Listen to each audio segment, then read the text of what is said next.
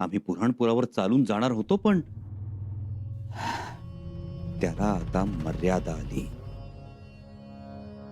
मर्यादा? कुणाला मर्यादा?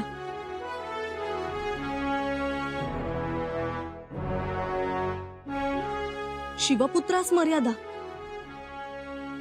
की शूराबांच्या शूर छाव्यास मर्यादा?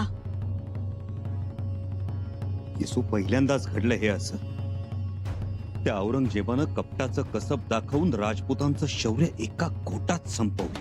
एका घोटात तर अगस्त्य ऋषींनी विशाल समुद्र गिळून टाकला होता. संतापाच्या भरात समुद्र प्यायले होते. खारटपणामुळे त्यांना तहान लागली. ती तहान शमवण्यासाठी पुन्हा विहिरीवरच यावं लागलं होतं, हो ना? मग पाणी काढणाऱ्या कुणा कुलीन स्त्रीकडून खोटभर पाणी मागितलं असेल त्यांनी. येसू, राजे, परिस्थिती बदलते. समुद्राची गोष्ट सोडा. स्वराज्याचा हा आपला प्रवाह गोड्या पाण्याचा आहे. तो वाहतच राहणार. फक्त तुम्ही खचू नका. आम्ही खचत नाही आहोत येसू, मुळीच खचत नाही आहोत. येसू, अहो, बुऱ्हाणपूर मारायचं म्हणून तर बुऱ्हाणपूरला जाऊन आलो ना आम्ही. परंतु आज राजे, आपल्या आबासाहेबांवरही असाच प्रसंग आला होता. ते देखील सचिंत होऊन बसले होते. एका बाजूला थोर शहाजी महाराज साहेबांना कैद करून विजापुरात आणलं होतं, तर दुसऱ्या बाजूला 10,000ची फौज घेऊन फत्तेखान स्वराज्यावर चालून आला होता आणि सिंहगडाची मागणी झाली होती. पिताश्रींची कैदेतून मुक्तता कशी करावी, सिंहगड अबाधित कसा ठेवावा, फत्तेखानाशी लढाई कशी करावी, तिन्ही गोष्टी एकदमच आल्या होत्या. आबासाहेबांना काही सुचत नव्हतं. तेव्हा आमच्या सासूबाई सई राणी साहेब आबासाहेबांना एवढंच म्हणाल्या होत्या, आमच्या स्वारींना काहीच अशक्य नाही. स्वारी फत्तेखानाशी युद्ध करून त्याला हरवू शकते, पिताश्रींना कैदेतून मुक्त करू शकते आणि सिंहगडही अबाधित राखू शकते. आम्हीही तेच म्हणतो. आमच्या स्वारींनाही काहीच अशक्य नाही. राजे जगदीश्वराचं नाव घ्या. आबासाहेबांचं रूप डोळ्यासमोर आणा आणि वाऱ्याच्या वेगानं झेप घ्या. बुऱ्हाणपुराचे दात पाडून मोगल सल्तनत बोळकी करा. येसू, राजे, तुमच्या मागे गोरगरीब रयतेचे, असहाय्य जनतेचे आशीर्वाद उभे राहतील.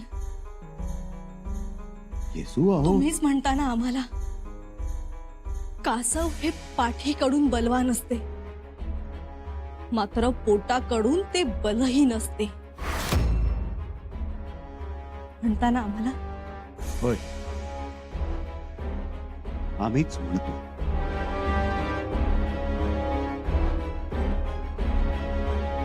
आता बघाच तुम्ही, मोगली कासव उलथ पाडलं जाईल ते बुऱ्हाणपुरात. औरंगजेबाला धाक बसेल आणि पाची सल्तनतींना दहशत, आणि याची सुरुवात होईल बुऱ्हाणपुरातून.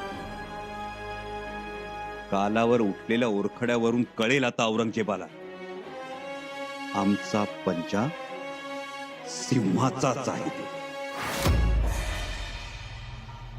जहांपना, ये आप क्या कह रहे हैं? वही जो आपने सुना। लेकिन क्या मैं इस जिम्मेदारी के लिए काबिल हूं? हाँ, आप काबिल हैं, क्योंकि हमारे रिश्तेदार होने के बावजूद आप नेक दिल के और मुगल सल्तनत के बारे में अच्छा सोचते हैं। जहांपना, तो आज से राजपूतों की सारी जिम्मेदारी आपके इन मजबूत कंधों पर। आज से राजपूतों पर आपकी पैनी नजर रहेगी। जी जहांपना, लेकिन बस हमने आप पे जिम्मेदारी सौंप दी। किस सोच में पड़ गए आप जहांपना? वजीर आलम, पूरा हिंदुस्तान हमें इस मुल्क का शहंशाह मानता है, फिर भी क्या जहांपना? फिर भी एक खलिश है दिल में। एक बात है जो बार बार चुभती है और पता नहीं कब इजाद मिलेगी इससे। अगर आप मुझसे बयां करें तो आपकी रहमत होगी। वजीर आलम, बंगाल से लेकर काबुल तक अगर हम दो बाँ पसारे तो पूरा हिंदुस्तान हमारे कब्जे में है, हमारे हुक्म तले है। जी हुजूर। मगर ये दक्कन हमारे हाथ नहीं लगता, हमारी मुट्ठी में नहीं आता। और इस बात की वजह से हमारे दिल में इतनी खलिश है कि बार बार हमें चोट पहुंचाती है, हमारे चैन सुकून को छीन लिया है। हाँ, ना इबादत ठीक से हो पाती है, ना कलमा ठीक से पढ़ पाते हैं। क्या सोचा था? ये सोचा था कि जब सिवा जाएगा तो ये छोटा सा धक्कन हमारे पंजों में आ जाएगा। यहाँ के लोग घुटने पर गिरेंगे, रहम की भीख मांगेंगे, पनाह मांगेंगे, गिड़गिड़ाएंगे। नहीं, वो सिवा की औलाद संबा, कहते हैं वो तो सवाई शिवाजी। हाँ, लेकिन ये सिर्फ कहने की बात है। अब उसने क्या कर दिया? क्या कर दिया? वहां आदिल खान, कुतुब खान अपनी नजरें झुकाए हमारे सामने अपने घुटने टेकने को तैयार हैं, मगर वो संबा चट्टान की तरह खड़ा है, झुकने का नाम ही नहीं लेता। जहांपना, देखो, यही बात बार बार हमें चुभती है, बहुत गहरी चुभती है।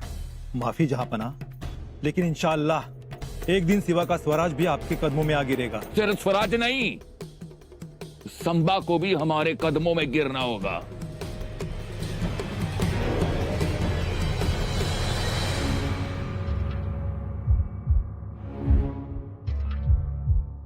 का बोलावलंय मसलत खाण्यात? काय माहिती?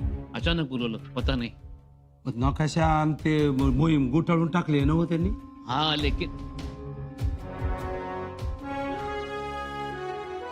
राजन,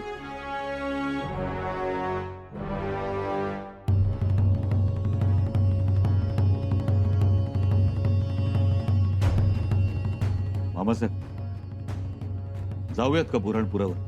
जाऊयात म्हणजे काय? जाऊयात की, आम्ही बाशिंग बांधून तयारच आहोत. राणी साहेबांनी बोलता बोलता आठवण करून दिली आम्हाला. कासव पाठीकडून टणक आणि पोटाकडून नरम असत, त्याला उलथ पाडावं लागतं. होय, त्याला उलट पाडू आणि तिकडूनच दणका देऊ. राज, मी समधी तयारी केली बुरानपुरात. आमची पण तयारी झाली, आम्ही काय गप नाही. सगळे तयार आहेत आणि तयारीचेही आहेत. बरोबर ओळखलत कविराज, सगळेच जण तयारीत आहे.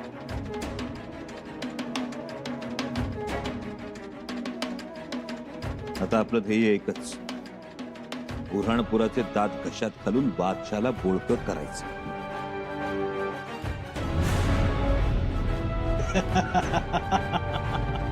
वा राज वा, तुमचा ह्यो बेत ऐकून लय आनंद झाला बघा. काका, तुमच्या भावना समजत होत्या आम्हाला, पण आम्ही सगळ्या परिस्थितीचा अंदाज घेत होतो. आता घेतला ना अंदाज, मग देरी कशा? मामासाहेब, तुमची अधीरता समजू शकतो आम्ही, पण हा घास मोठा आहे. केलेला वार खाली जाता कामा नये. नाही जाणार. खर तर जिजिया कर हा प्रतिकात्मक आहे. या जिजिया कराच्या माध्यमातून औरंगजेबाला हेच दाखवून द्यायचंय की त्याला प्रतिकार करणारा हिंदुस्थानात कोणी शिल्लक नाही. जो कोणी प्रतिकार करेल त्याची गत राजपुतांसारखी केली जाईल. त्यामुळे औरंगजेबाला टक्कर द्यायची तर तयारी सुद्धा त्या तोडीची असली पाहिजे. होय राज, मला विचाराल तर आपण सक्षम आहोत.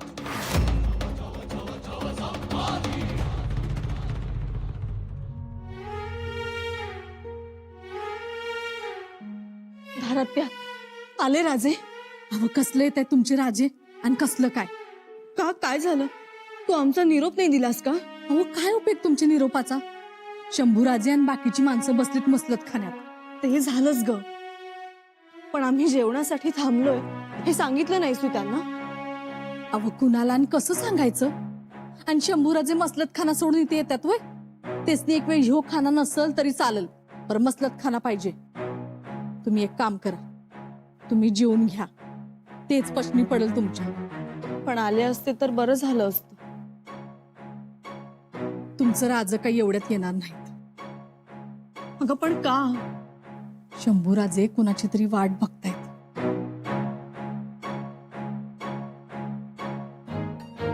एवढे मातब्बर मंडळी असताना राजे अजून कोणाची वाट बघत असतील? कुणाची म्हणजे? आमची वाट बघत असतील शंभूराजे, आणि आमची वाट बघावी लागेल. शक्यता आहे. शक्यता कसली? 52 कशी खरं आहे हे? वादच नाही हो पंत. आत्ता महती पटली, प्रचिती आली त्यासनी, म्हणून तर वाट बघत बसलेत अनुभवी माणसाची. आणि दुसरा आहे तरी कोण अनुभवी? मोरोपंत होते, ते झाले वैकुंठवासी. हो, पण शंभूराजे नाही शिकवणारी माणसं आहेतच की. शिकवलेली बुद्धी आणि बांधून दिलेली शिदोरी फार काळ टिकत नाही.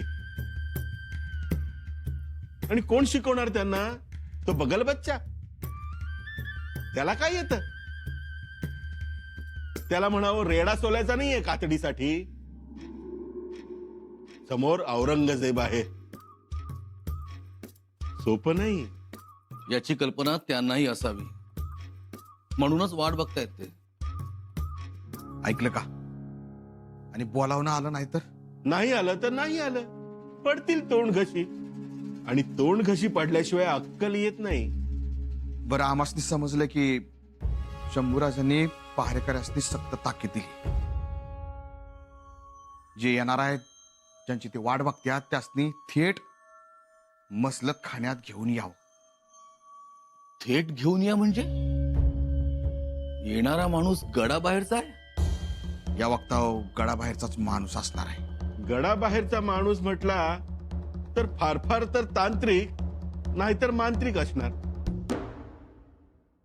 तो बगल बच्चा कलुषा दुसरं कोणाला बोलवायला सांगणार? बोलवा म्हणावं, मारा मंत्र खुशाल. कळू द्या एकदा या अनाजीचं महत्व. खरंच अद्दल ही घडायलाच पाहिजे. आम्ही अद्दलच घडवणार आहोत. नको नको पंत. अहो, त्यांना अद्दल घडवायची म्हणजे आपल्याला महागात पडेल. त्याला नाईलाज आहे रावजी नाना. शंभूराजांना जुनी जाणती माणसं नकोत. त्यांना कुठे हवी आहेत अनुभवी माणसं?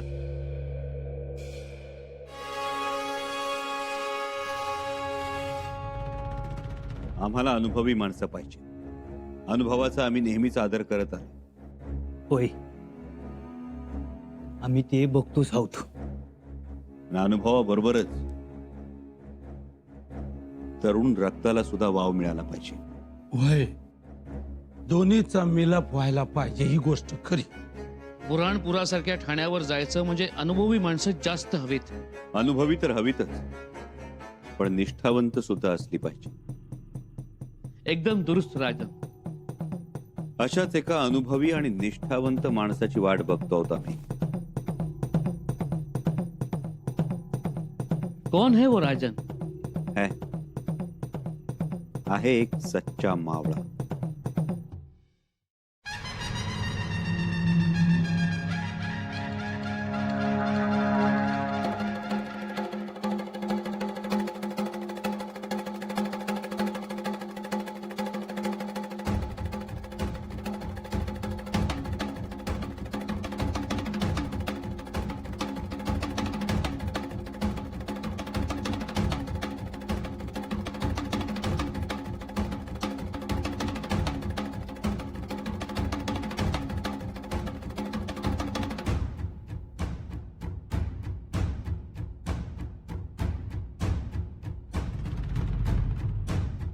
बाबा बाबा आलं.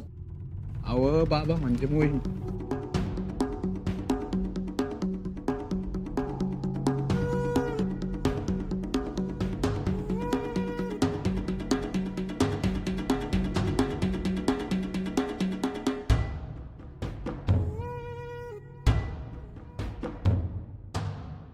तेच ज्यांनी म्यानातून तलवार बाहेर काढली की शत्रूची पाचावर धारण बसते, जे रणांगणात उभे ठाकले की शत्रूच्या उरात धडकी भरते, पाठीवर ढालीसारखं मरण बांधून निधड्या छातीनं स्वराज्यात वावरणारा वीर, एक हात तलवारीवर तर दुसरा छत्रपतींच्या निष्ठेवर ठेवणारा धुरंधर, ज्यानं फक्त 64 मावळे घेऊन पन्हाळ्यासारखा बेलाग तालेवार किल्ला एका रात्रीत घेतला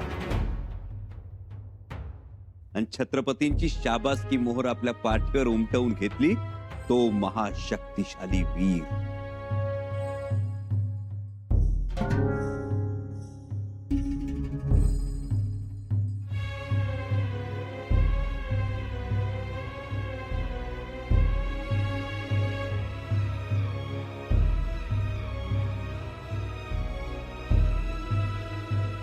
तुम्हाला मसलत खाण्याकडे बोलावले.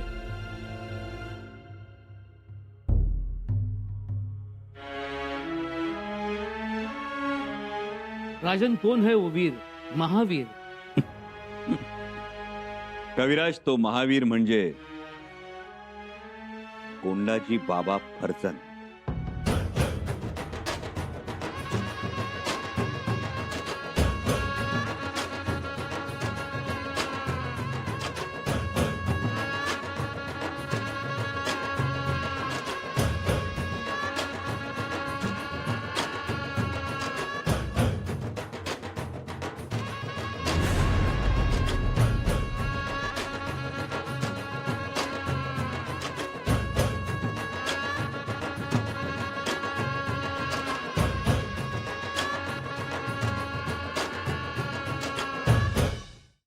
राज मुजरा राज.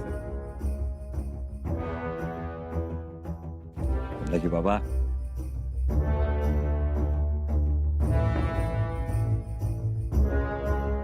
मुठभर मावळं गाठीला आणि सोन्याचं घुंगरू काठीला.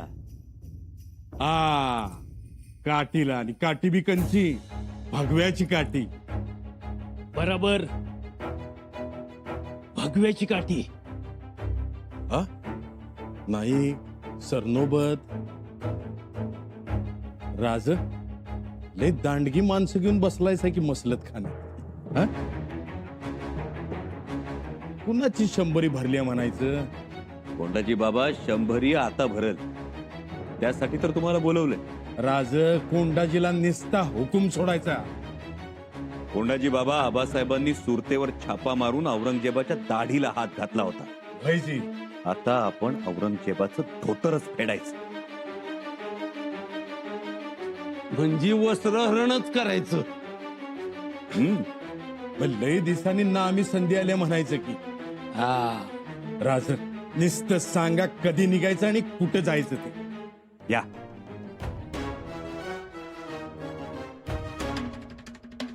कोंडाजी बाबा, बुऱ्हाणपूर. बुऱ्हाणपूर? होय, बुऱ्हाणपूर. हो राज, निस्त्या औरंगजेबाच्या नाही, अख्ख्या मोगलाईच्या काष्ट्यालाच हात घातलायचा तुम्ही. त्याला पर्याय नव्हता कोंडाजी बाबा. औरंगजेब स्वराज्यात लई दानव, गांडुळ, मांडुळ सोडत होता. म्हणून म्हटलं एकदा वारुळातच हात घालून नाक बाहेर काढू आणि झिंजाडून मैदानात टाकू. चला तर मग राज, भिडू नडू आणि मातीतच गाडू. राज सांगा काय योजलंय ते. योजलं तर खूप काही आहे कोंडाजी बाबा, पण ते सिद्धीला जाणं तुमच्या पराक्रमावर अवलंबून. राज निस्ता आदेश करायचा तुम्ही. हे बुऱ्हाणपूर, आपण रायगड सोडताना फौजेच्या 3 तुकड्या असतील. पहिली तुकडी सुरतेच्या दिशेनं जाईल, तिचं नेतृत्व हंबीर मामा करतील. अंगाश. दुसरी तुकडी धरणगावच्या रोखानं जाईल, तिचं नेतृत्व कोंडाजी बाबा करतील. वय राज. जर औरंगाबाद वरून बहादूर खान बुऱ्हाणपुराच्या मदतीसाठी निघाला तर त्याची वाट तुम्ही रोखाल. बहादूर खान. और तीसरी तुकड़ी?